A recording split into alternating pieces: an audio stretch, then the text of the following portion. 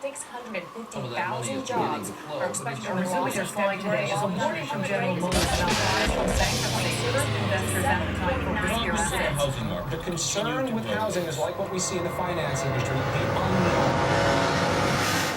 At this particular time on the planet, especially in the West, fear is actually ruling. You cannot afford to be part of it. It will pull you up in a vortex, in a cyclone, and it will spit you out. It will munch you up until there is nothing left of you. Today, I went to buy formula for my son and realized I had $36 in my bank account. Everything inside me seized up.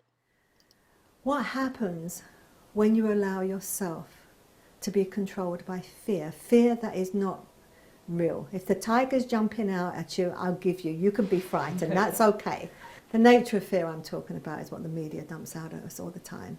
Or what so-called people that wish to predict the future. When you buy into that, when you listen to that, you lose your ability to be free. And that in itself is one of the most horrible things that can happen to a human being. What is going to happen to you and your family when you feel that you will have no funds? Where does fear have a part in this? Because it certainly won't change anything for you.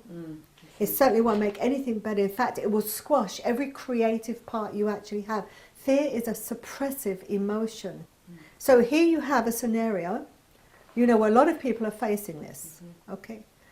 Where is fear going to benefit you here? So when you look at your bank account, okay, there can be no place in you for fear. There can only be a place in you, what do I need to do? And even if all these things happen, okay, it cannot define who you are. If you allow fear to define who you are, then you become fear.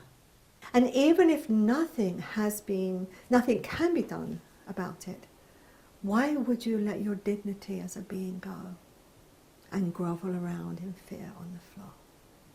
Why? Why would you do that?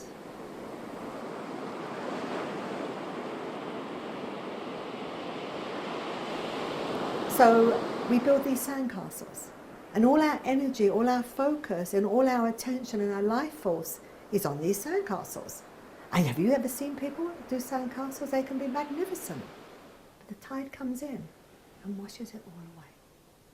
So we invest our life force, we invest our energy, we invest our feelings in building sandcastles. Okay? So all people's lives are invested in these sandcastles, and along comes the tide being time, whoosh, takes it away. But what you feel is how you live. It's the feeling that you get building the sandcastle, not the sandcastle. Which then in turn gives you the freedom. You got it. Is there hope in this world? Starts with you. Is there hope in changing you when you look at your bank account? That's how it starts. One person, one person, one person, one person. That's how it starts. If you don't want war on the planet, stop the war inside of yourself.